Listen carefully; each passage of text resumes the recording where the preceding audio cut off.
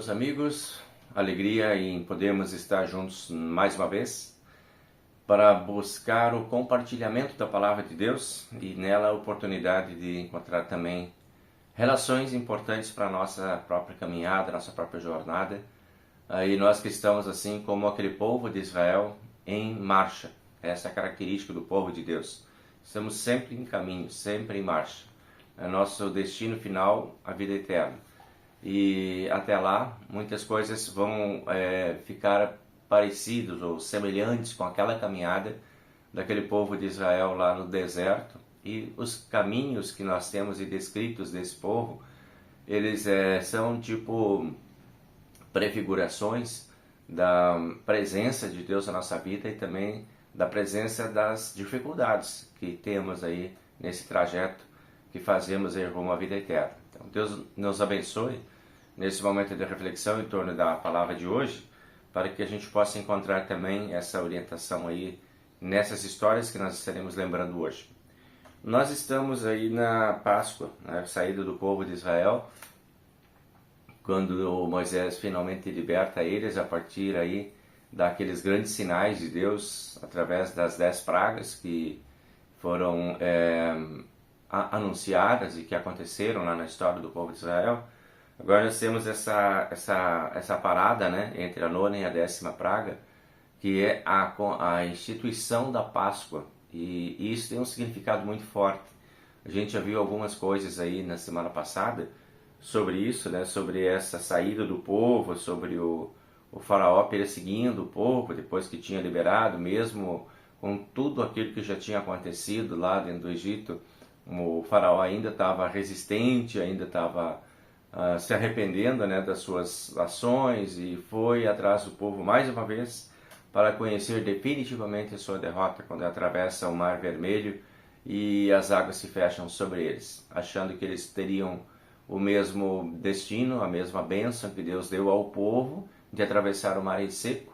Quando Deus protege o seu povo, Deus protege por causa do amor que Ele tem para o seu povo, não? E não é qualquer um que consegue desfrutar dessa proteção de Deus, porque essa é uma decisão divina de abençoar o povo, de abençoar os seus fiéis, é uma decisão dele. Não sou eu que decido ir atrás, eu também vou entrar nesse bloco de abençoados aí por minha conta e vou desfrutar das bênçãos também, mesmo que eu não tenha nada a ver com esse Deus, né? Não é assim que funciona, né? Nós temos a presença de Deus, nós temos as bênçãos de Deus, nós temos a orientação de Deus e esse caminho é um caminho dele, né? Então não era o faraó que decidia, eu vou entrar por aqui também vou ser abençoado como esse povo foi, eu vou atravessar e vou pegar eles e vou trazer eles de volta. Não adiantou essa determinação, porque a mão de Deus é quem regula as bênçãos para o povo que Ele escolheu. E nós somos os escolhidos de Deus para sermos abençoados por Deus e essa escolha é dele, essa decisão é dele, não? Isso está muito claro em outros textos bíblicos, quando diz, né, que não somos nós que escolhemos, mas é Deus que nos escolhe. Então Deus escolhe-nos para nos amar e nos proteger também. Agora voltamos aqui à história da Páscoa, tem umas passagens bem importantes aqui nessa celebração da Páscoa, na instituição da Páscoa. Eu queria retomar aí alguns aspectos. Por exemplo, lá a respeito do sangue do cordeiro, né, pintado nas portas das casas do povo de Israel. Esta ação deles de pintarem as portas com o sangue é que salvaria eles da morte e conduziria eles à liberdade. Esse foi um sinal que Deus escolheu para ter uma presença física, real, verdadeira, visível. Deus poderia fazer isso mesmo sem que tivesse esse sangue lá na porta. Mas Deus quis que eles visualizassem isso, né? Deus ensinou eles a buscarem essa presença de uma forma visível, palpável, para que eles tivessem plena consciência de que o que estaria acontecendo dali para frente era decorrente do cumprimento da promessa feita por Deus. Esta também foi uma decisão de Deus, de proteger o povo através do sangue do cordeiro, né? Para que as pessoas tivessem essa real noção dessa materialidade, né? Essa presença real de Deus entre o seu povo. Assim como mais tarde Cristo vai também instituir a Santa Ceia, falando sobre a presença real dele entre nós, que se comprova pela nossa fé, mas que se, assim, entre aspas, né, materializa pelo pão e pelo vinho entre nós, para que a gente tenha bem certeza de que é verdadeiramente isso que está acontecendo. Então é interessante isso para a gente poder pensar que dessa forma a Páscoa do Antigo Testamento ela simboliza a Páscoa do Novo Testamento. Aqui no nosso livro do professor Gelder, ele tem umas anotações importantes aqui. Ele fala assim, ó, nos seguintes aspectos, né, as duas Páscoas se conectam. Primeiro, saída do Egito. Tá? Essa saída do Egito simboliza a libertação dos pecados. E isso está lá escrito no Novo Testamento, em João 8,36. Se, pois, o Filho vos libertar, sereis verdadeiramente livres. O Filho de Deus, Jesus Cristo, lá da Páscoa do Novo Testamento. Aqui o sangue do Cordeiro, a libertação. Lá o sangue de Cristo, a libertação. Então, se passarmos pelo sangue do Cordeiro, seremos verdadeiramente livres. Assim como aquele povo, pelo sangue daquele Cordeiro pintado na porta, estava verdadeiramente protegido da morte daquela noite. Também diz lá no segundo ponto que ele destaca aqui, um cordeiro sem defeito, né, o que deveria ser sacrificado lá no Egito. Eles deveriam pegar um cordeiro sem defeito, matar, comer a carne do cordeiro e pegar o sangue do cordeiro e passar na porta. Da mesma forma está escrito lá em 1 Pedro. 1 Pedro 1,18. Vocês foram resgatados pelo precioso sangue, como de cordeiro sem defeito e sem pecado, o sangue de Cristo. De novo a relação, né, que Pedro faz com aquela Páscoa lá. Nós também fomos libertados e resgatados pelo sangue de Cristo. Depois ele fala aqui sobre todo pai de família é um sacerdote. Eu falei para vocês, né? Isso foi uma alusão bem importante daquela história, né? Do pai e da responsabilidade do pai da família. Aqui em Apocalipse, capítulo 1, versículo 5 e 6, também diz assim, ó, pelo seu sangue nos libertou dos nossos pecados e nos constituiu reino, sacerdotes como para o seu Deus e Pai. Ele nos constituiu sacerdotes, Cristo, né? Nos constituiu sacerdotes. E nós somos os sacerdotes, os pais, a família, tem esse chamado de Deus para exercer essa função dentro da família também, de cuidado, proteção, organização, lembrança da palavra de Deus, lembrança dos sacramentos, lembrança do evangelho, da lei, dentro da família. Esse é o papel dos pais, e é importante que os pais possam, queiram e saibam fazer isso. E o último ponto que ele coloca aqui sobre os pães asmos, né? Que eram então aquela comida que ele deveria comer lá naquela noite. E aqui também em 1 Coríntios, capítulo 5, versículo 8, ele cita, celebremos a festa não com o pão, com o velho fermento, nem com o fermento da maldade e da malícia, mas com os asmos da sinceridade e da verdade.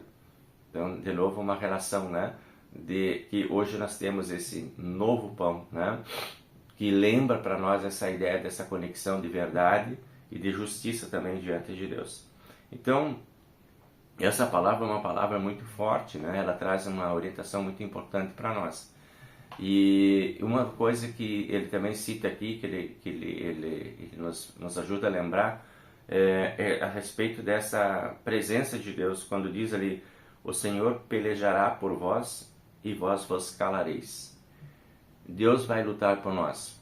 Nós não precisamos ter medo, desconfiança, insegurança de que por causa do tamanho dos perigos, da complexidade das situações, das adversidades, nós estamos expostos a nossas fragilidades.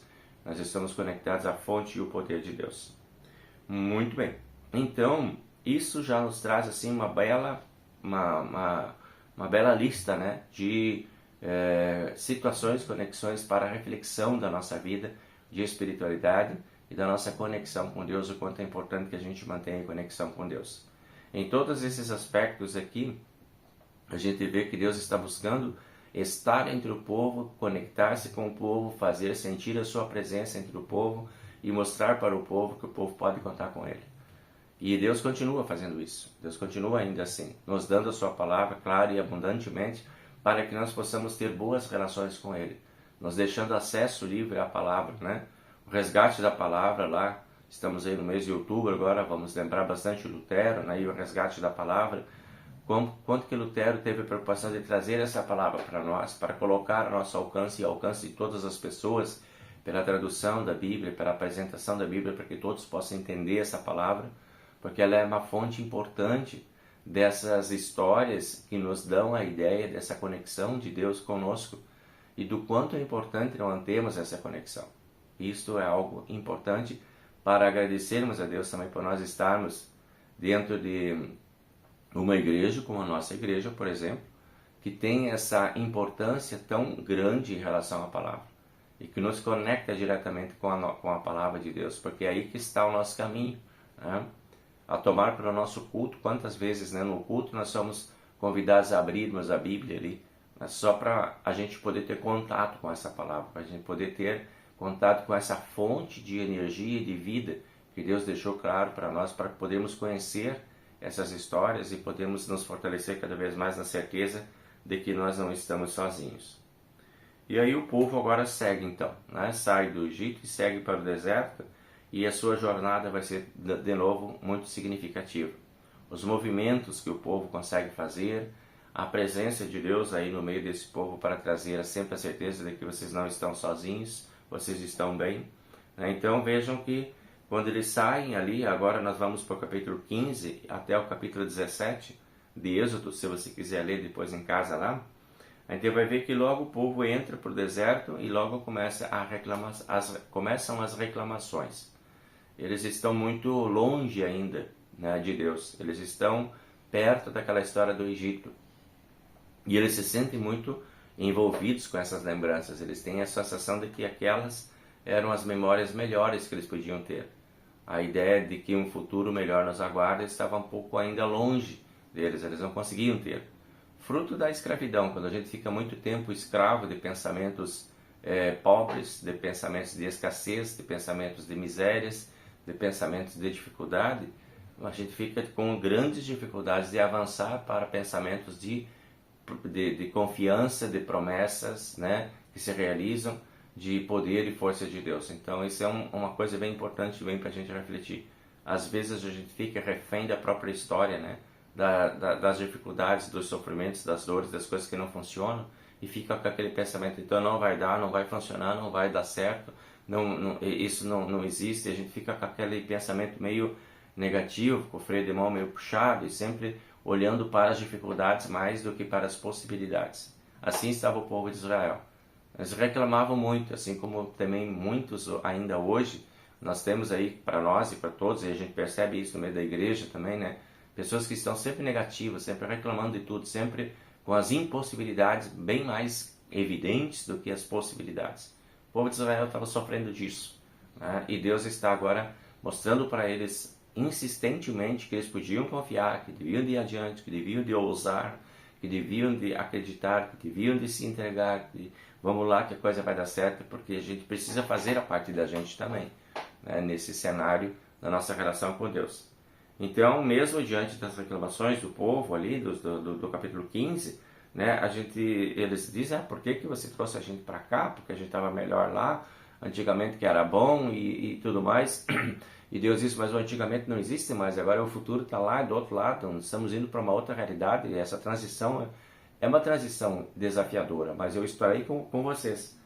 Então, logo Deus manda para eles a comida, né, que é o que eles estavam reclamando, né? As codornizes que vinham no fim da tarde, o maná que vinha todo dia de manhã. Então Deus encerrava o dia deles com uma bênção especial, tá aí a carne para vocês comerem, e começava o dia deles com uma forma especial, tá aí o pão para vocês comerem, né? E mesmo assim, durante o dia, eles reclamavam, lamentavam e azedavam, né, com Deus lá e com Moisés. Moisés se via muitas vezes irritado com isso, Deus também muitas vezes se irritou com esse povo. Aí chega lá numa altura, então Deus vai fazer um outro sinal para eles, além desses dois, né, das codornizes e do maná. Deus vai dar o sinal da água que sai da rocha, né? Moisés vai lá e fala com Deus e diz, então vai lá e busca a água, está ali a água, eu vou fazer sair água no deserto, fazer sair água de pedra para vocês perceberem que eu estou com vocês. Coisas impossíveis que vocês nunca imaginaram, nunca viram. Eu vou fazer acontecer no meio de vocês. Prestem atenção, sou eu que estou fazendo, para que vocês tenham confiança que vocês não estão sozinhos, né?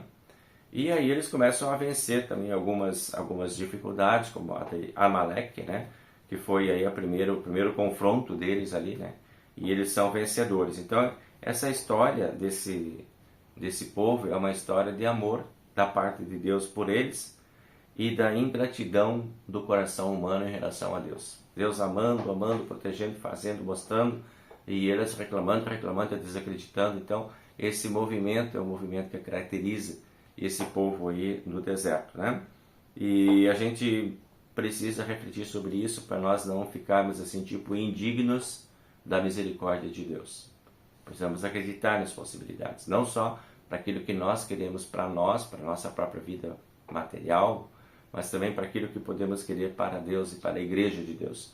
Quando somos líderes dentro das igrejas, dentro das comunidades, nós lidamos também com essas dificuldades. E é importante que a gente tenha confiança para liderar o povo positivamente, com ideias de confiança, com ideias de possibilidades, desafiando o povo a confiarmos cada vez mais em Deus e irmos além daquilo que estamos fazendo, e isso é possível também para o povo de Deus, né?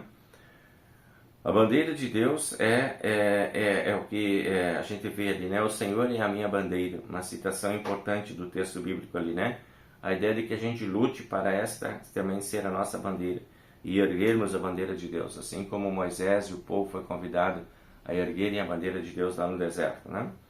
É importante a gente poder olhar para essa história como uma história de vida para nós também. E a gente vai ver que logo agora, dadas essas primeiras experiências de vida com eles ali no deserto, Deus vai chamar eles para ensinar para eles a verdadeira conexão de espiritualidade através de um código, né, que serão os 10 mandamentos, que vão ser entregues para eles agora nos próximos dias, para que eles tenham essa conexão mais clara, mais evidente, mais pontuada também, através dos 10 mandamentos. É o que a gente vai ver então no nosso próximo encontro. Fica aí para a gente ir pensando sobre essas conexões e a importância da gente seguir confiante na presença de Deus, nosso Pai, que nós não estamos sozinhos em nenhuma dificuldade, sofrimento ou dor. Certo, meus amigos? Que Deus abençoe, que se temos medos, se temos insegurança, se temos dores, tenhamos também confiança, porque nosso Deus está presente, nosso Deus é um Deus forte, amoroso e que quer nos dar vitórias também diante das dificuldades, certo? O Senhor nos abençoe e nos guarde, o Senhor faça resplandecer o seu rosto sobre nós e tenha misericórdia de nós, o Senhor sobre nós levante o seu rosto e nos dê a sua paz. Amém. Um bom tempo, uma boa semana, até a próxima semana. Tchau, tchau.